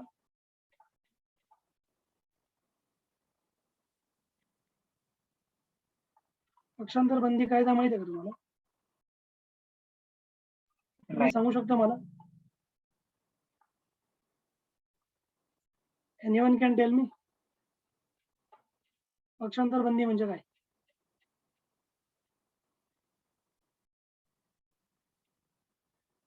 बघा, पहिले काय व्हायचं माहितीये का? आता एखादी व्यक्ती ती जर बीजेपीच्या तिकडून निवडून आली आणि ती व्यक्ती काय करणार? काँग्रेस जॉईन करून घेणार. पहिले असं चालायचं नेहरूंच्या काळामध्ये, इंदिरा गांधींच्या काळामध्ये.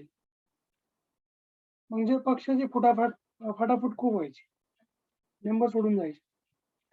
म्हणजे तो पक्षाचा काही निर्णय आला आणि त्या पक्षाबद्दल काही समजा वादविवाद त्यांचे झालेत मेंबर्स मध्ये, तर ते फुटणार आणि दुसऱ्या पक्षाला जॉईन करणार. ठीक आहे. मग हा जो सगळा प्रॉब्लेम होता पक्षांतर बंदीचा, याच्यामुळे ना काय व्हायचं की खूप सारे गव्हर्नमेंट वगैरे असे कोलॅप्स होऊन जायचे. म्हणजे कोणी एक मेंबर जो आहे हा फुटू शकत नाही. काही सर्टन ग्रुप असतील ते फुटू शकतात. तुम्हाला मी हे 2 ग्राउंड सांगतो की या 2 आधारावर त्या सदस्याला डिसमिस केलं जाऊ शकतं. ठीक आहे. 102 आर्टिकल आहे त्याला. 52वी घटना दुरुस्ती 52nd amendment act Rajiv Gandhi पंतप्रधान असताना करण्यात आली होती. 1952 सॉरी 1989. ठीक आहे. 52वी घटना दुरुस्ती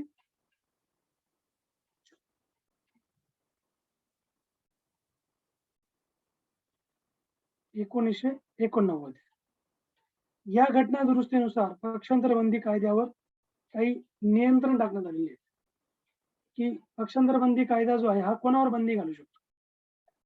समजा आता एखादा व्यक्ती बीजेपीच्या तिकीटवर निवडून आला, त्याने जर काँग्रेस जॉईन केलं किंवा काँग्रेसच्या तिकीटवर निवडून आला, त्याने जर बीजेपी जॉईन करायचा प्रयत्न केला, तर पक्षांतर बंदी कायद्यानुसार त्याचे जे सभासदत्व आहे ते डायरेक्ट रद्द केलं जाणार. म्हणजे तो कुठलाच नाही राहणार, इकडचा पण नाही तिकडचा पण नाही.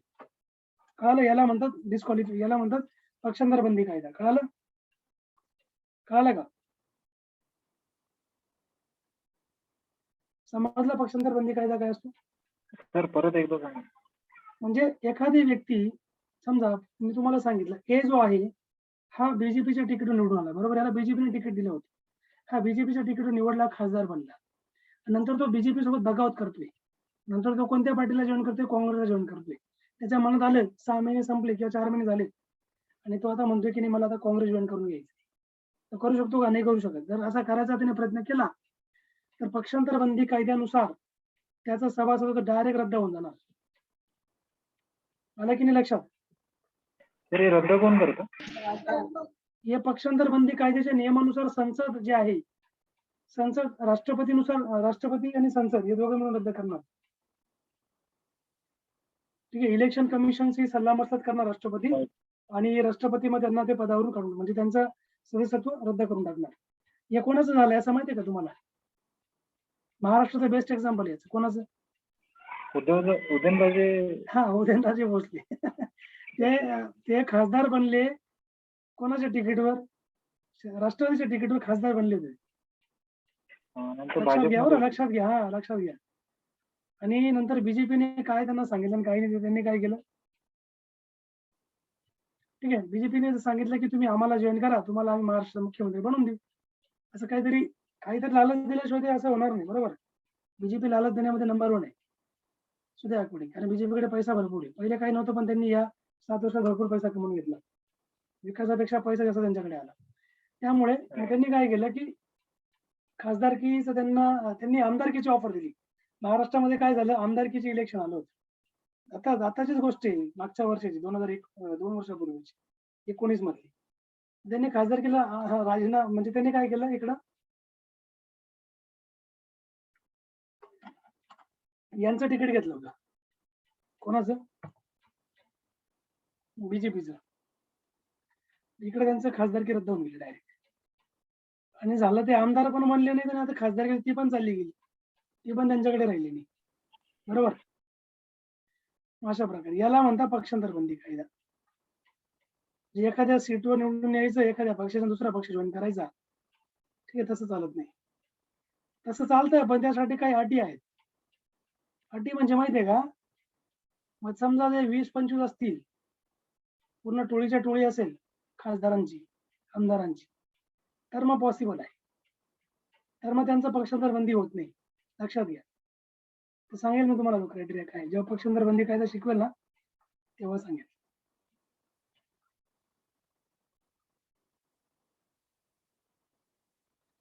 मग आता तुम्हाला मी 2 कायदे सांगतो. रिप्रेझेंटेशन पहिला मी तुम्हाला सांगतो लोकप्रतिनिधित्व कायदा 1951 चा. यानुसार डिस्क्वालिफिकेशन कसं केलं जाणार. ठीक आहे. पण तुम्हाला मी काही पात्रता जे आहेत ना ते 102 च्या सांगतो. पहिली जी पात्रता आहे, घटनेचं कलम 102 नुसार पण त्यांना काढलं जातं त्यांना डिसमिस केलं जाईल. 2 नंबर लोकप्रतिनिधी कायदा.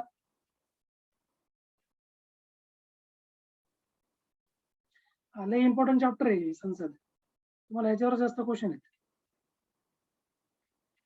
1951 आणि 3 नंबर आहे पक्षांतर बंदी कायदा. या 3 पात्रता आहेत. त्यांना या आधारांवर त्यांना डिस्क्वालिफाय केलं जाणार. 102 मध्ये काय तरतुदी दिल्या तुम्हाला मी सांगतो वन बाय वन. समजा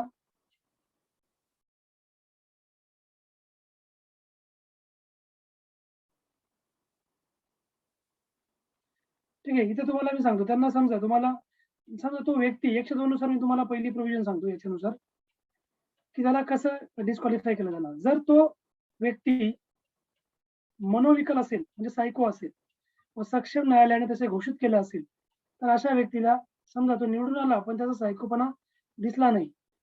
निवडून आला म्हणून तो येड्यावाने करायला लागला. ठीक आहे, त्या अकॉर्डिंग त्याला काढलं जाणार. बरोबर, म्हणजे तो काहीतरी वेगळ्या हरकती करतो अशा प्रकारे. नंतर 2 नंबरची पात्रता अशी आहे की त्या व्यक्तीने त्या सदस्याने भारत सरकारच्या किंवा कोणत्याही राज्य शासनाच्या नियंत्रणाखाली लाभाचे पद जर समजा धारण केलं, प्रॉफिट ऑफ बिझनेस माहिती आहे ना, प्रॉफिट ऑफ बिझनेस कोणाला माहिती नाहीये. प्रॉफिट ऑफ बिझनेस म्हणजे काय? लाभाचे पद म्हणतात. प्रॉफिट ऑफ बिझनेस कोण सांगतं मला सांगा बरं.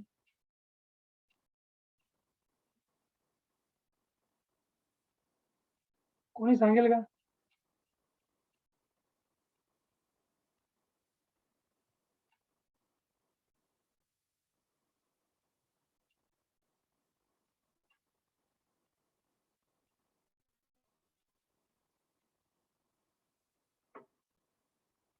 सांगा लवकर, प्रॉफिट ऑफ बिझनेस म्हणजे काय?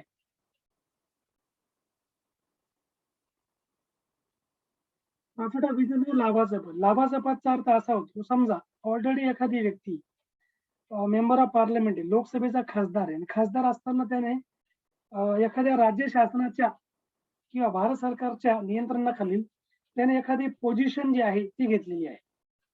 ठीक आहे, ती पोझिशन पण त्याने घेतलेली आहे. तर अशी व्यक्ती जी आहे त्या व्यक्तीला प्रॉफिट ऑफ बिझनेसच्या अंडर त्याला कन्सिडर केलं जाणार आणि त्याला काढून टाकलं जाणार. नाही की एखादा व्यक्ती खासदार आहे आणि तो फायनान्स मिनिस्टर पण आहे, हे नाही म्हणत मी तुम्हाला. मिनिस्टर सोडून द्या, मिनिस्टरचा काही संबंध नाही तिथे, कारण मिनिस्ट्री फक्त खासदारालाच मिळते. खासदार नसेल तर मिनिस्ट्री कशी मिळणार?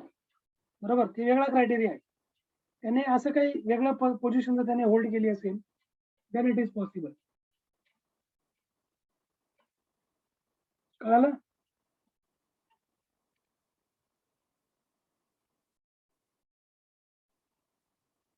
कळालं का? हे खासदार सर ते लगातार 4-5 वेळा जिंकून येतात त्याच्यानंतर काय ते मिनिस्ट्री भेटते का? मिनिस्ट्री नाही, ते 4-5 वेळा जे जिंकून येतात ना, त्यांची जी पॉप्युलॅरिटी असते किंवा त्यांचं ते तसं काम असतं त्यामुळे ते जिंकत असते, त्यामुळे ते जिंकतात.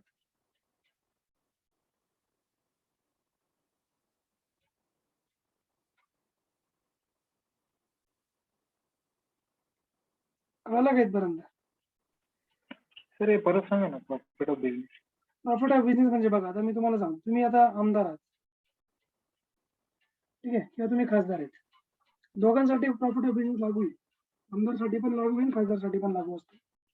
प्रॉफिट ऑफ बिझनेस समजा तुम्ही खासदार आहात आणि तुम्ही गव्हर्नमेंट ऑफ इंडियाच्या अंडर तुम्ही समजा कलेक्टरची पोस्ट तुम्ही घेतली, डायरेक्ट सेक्रेटरीची पोस्ट तुम्ही घेतली समजा. बरोबर, काय म्हणते मी, सेक्रेटरीएट. तुम्ही खासदार पण आहात आणि गव्हर्नमेंट ऑफ इंडियाचे सेक्रेटरी पण आहात, असं चालेल का? No, that is profit of business. That is you are violating the rules. अच्छा, म्हणजे सर हे गुपित असतं, म्हणजे सेकंड जी पोस्ट असते ती गुपित असते, त्यामुळे ते नंतर कळाल्यानंतर मग त्यांना खारिज केलं. हा, ते कळालं तर त्यांना डायरेक्ट पार उतारावं लागेल ना त्यांच्या पदावरून. म्हणजे त्यांचं रद्दच नागरिक त्यांचं हे जे आहे सदस्यत्व, लोक खासदार म्हणून जो निवडून आलेले आहे ते सदस्यत्व त्याचं रद्द केलं जाणार डायरेक्ट. ते पद तर जाणारच आहे त्याचं, त्याबद्दल तर नो इश्यू, पण ते खासदारकी पण जाणार त्या अकॉर्डिंग. मग ते इलेक्शन कमिशनरला ते कंप्लेंट करतात, अपोजिशन पार्टीवाले कंप्लेंट करतात अशा लोकांची, जे रुलिंग मध्ये आहेत त्यांना पोझिशन घेऊन ना, ते अपोजिशन वाले कंप्लेंट करतात. मग ते याच्यामध्ये ते मॅटर याच्यामध्ये जाते सुप्रीम कोर्टात. मग सुप्रीम कोर्टातून इलेक्शन कमिशन, सुप्रीम कोर्टाने सांगितलं हा काढून टाकायला, यांनी म्हणजे मिस्टेक केलेली, तर मग इलेक्शन कमिशन राष्ट्रपतींना सांगणार, राष्ट्रपती काढून टाकणार त्याला.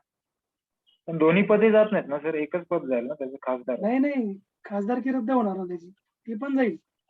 सेक्रेटरी सेक्रेटरी पण जाणार. ओके. सेक्रेटरीत पण त्यांचं जाणार. ठीक आहे, त्या कोणी हा सेक्रेटरीएट म्हणजे समजा गव्हर्नमेंट ऑफ इंडियाने जर त्याला दिले असेल, बरोबर, तो रुलिंग पार्टीचा असेल तर मग त्याचं ते राहू शकतं, ते राहणार त्याचं, बरोबर. हे जाणार, खासदारकी जाणार त्याची, राईट. खासदारकी जाणार, पण त्याची जी दुसरी पोझिशन आहे ती राहणार. चला पुढे आपण जाऊया. आता हे आपण सांगितले. तीन नंबरचं असं आहे याच्यामध्ये 102 नुसार अपात्रता, जर तो अविमुक्त नादार दिवाळखोर असेल, एखाद्या बँकेचं कर्ज डुबवलं असेल त्याने, जे मल्ल्यासारखं, किंवा तो भारताचा नागरिक नसेल, किंवा त्याने स्वेच्छेने परकीय नागरिकत्व स्वीकारलं असेल. ठीक आहे, समजा तो खासदार आहे, इंग्लंडला गेला, 2-4 महिने राहिला, मस्त त्याला भारी वाटले इंग्लंड, ठीक आहे, नंतर मग तो तिकडे काय करणार, नागरिकत्व घेऊन टाकणार, मला नागरिकत्व द्या इकडचं, मी इकडेच राहतो आणि तुमच्या पार्लिमेंटला मला घेऊन टाका. सो असा काही येडापणा त्याने केला तर त्याचा खासदारकी रद्द होऊन जाणार. आपली नागरिकत्व तर जाईल इंडियाचं, आणि खासदारकीचं पण त्याचं रद्द होऊन जाणार. आणि जर तो समजा संसदेने केलेल्या कोणत्याही कायद्याद्वारे सदस्यत्वासाठी तो अपात्र ठरला, तर मग तो त्याचं ते खासदारकी रद्द होऊन जाईल. हे 102 नुसार तुम्हाला मी पात्रता सांगितल्या. आता आपण येऊया लोकप्रतिनिधी कायद्यानुसार. यानुसार त्याला डिस्क्वालिफाय कसं केलं जाणार, याच्यामध्ये कोणत्या कोणत्या अटी आहेत. समजा जर तो समजा विशिष्ट निवडणूक विषयक गुन्ह्यांबाबत दोषी जर असला किंवा दोषी आढळून आला, ठीक आहे, त्याने समजा काही निवडणुकांमध्ये काही गुन्हे केले असतील, काही घोटाळे करायचं काम केले असतील, तर अशा प्रकारे त्याला काढलं जाणार. लक्षात घ्या.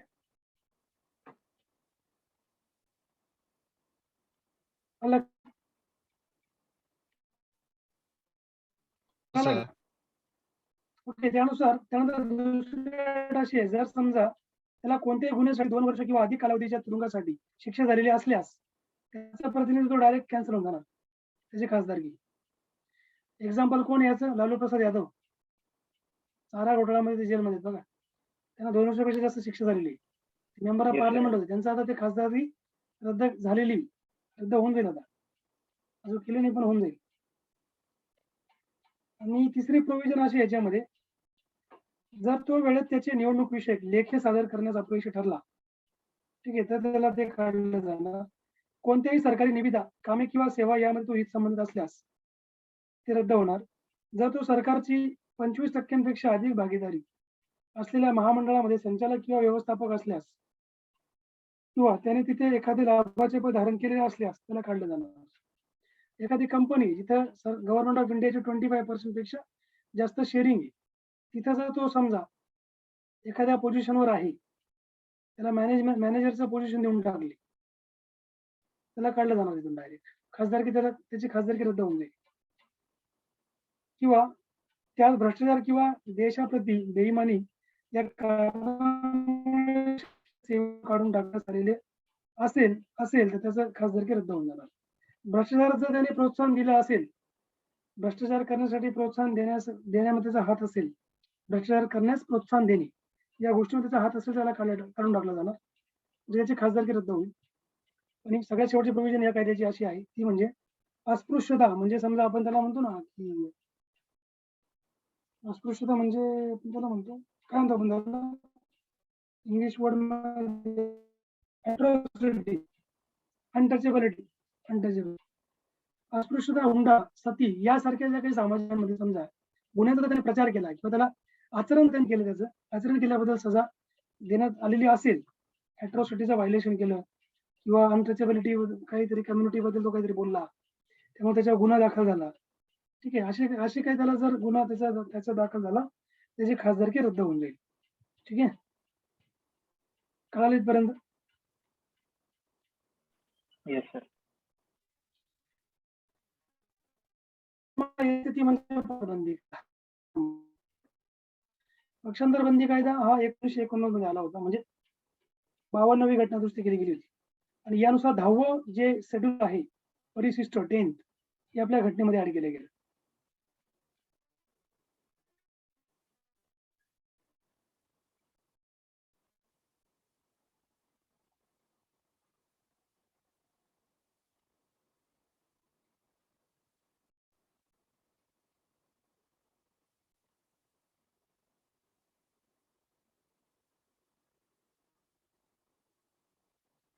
तर या प्रकारे आपण बघितलं. आता याच्या जे काही अटी आहेत ते मी तुम्हाला नेक्स्ट क्लासला मी तुम्हाला एक्सप्लेन करतो.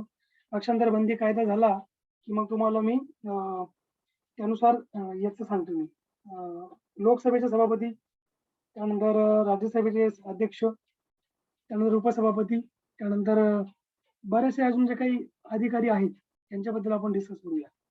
ठीक आहे. पुढच्या लेक्चरला मी त्याबद्दल तुम्हाला सांगेन. त्यांचा रोल काय असतो, त्यांची भूमिका काय असते, खासदारांचं पेमेंट वगैरे सॅलरी काय असणार.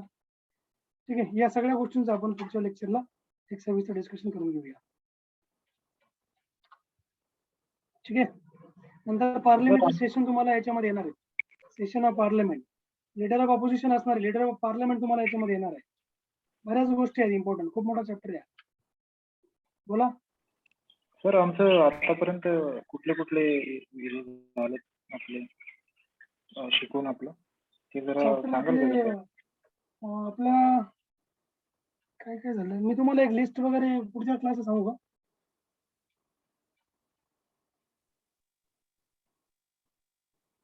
हॅलो, आवाज येतोय का सगळ्यांना? सर आम्ही कसं म्हणजे एकदा रिव्हिजन मारू शकतो ना परत? त्याची लिस्ट जी आहे ना, मी यांच्याकडे टॉपिकची लिस्ट दिली आहे. काय काय कव्हर केलंय बस. राईट. मी काही तोंडी तुम्हाला सांगून देतो. हा चालेल सर, नेक्स्ट क्लासला सांगितलं चालेल.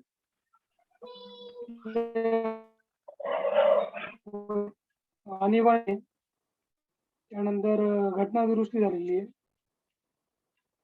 त्यानंतर कॅग झाला होता आपला महालेखापाल.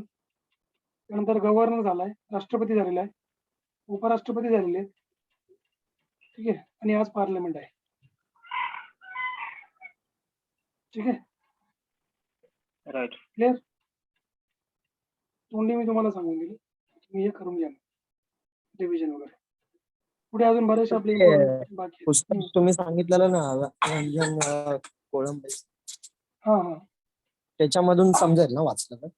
हा, रंजन कोळंबे समजेल तुम्हाला, किंवा के सागरचा आहे इंडियन पॉलिटी, त्यांच्यामधून मिळेल. तिथून पण तुम्हाला कळेल, तो इश्यू नाही. पण रंजन कोळंबेचं जरा सोपंच आहे, तेच रेफर करा, मी असं म्हणेन. सर हा क्लास आपला कंटिन्यू 6 महिने आहातच ना? नाही नाही, पॉलिटीला संपेल लवकर तुमचं. ओके ओके, म्हणजे हा कम्प्लीट केल्यानंतर नेक्स्ट क्लास आपला ना? म्हणजे हा, हे कम्प्लीट करून घेऊ, लगेच इकॉनॉमी स्टार्ट करून देईल मी तुमचं. Okay okay economy important subject आहे तुमचा. ओके. सगळेच इम्पॉर्टंट आहेत असं काही नाही. इकॉनॉमी कसं जरा आर्टच्या मुलांना समजायला अवघड जातं, सायन्सच्या विद्यार्थ्यांना लवकर कळत नाही. त्यामुळे राईट. विषय आपण घेऊया, कारण एक्झाम मधला ओव्हरऑल जो डिफिकल्ट विषय असतो तो इकॉनॉमी जास्त थोडा समजायला. हा सर, येस.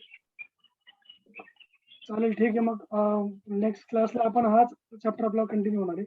कदाचित अजून 2 क्लास आपले पार्लमेंटला लागतील असं मला वाटतं, कारण मोठा चॅप्टर आहे. राईट.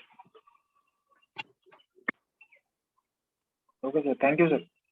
चालेल, ओके, ठीक आहे. चला, वेलकम सगळ्यांना.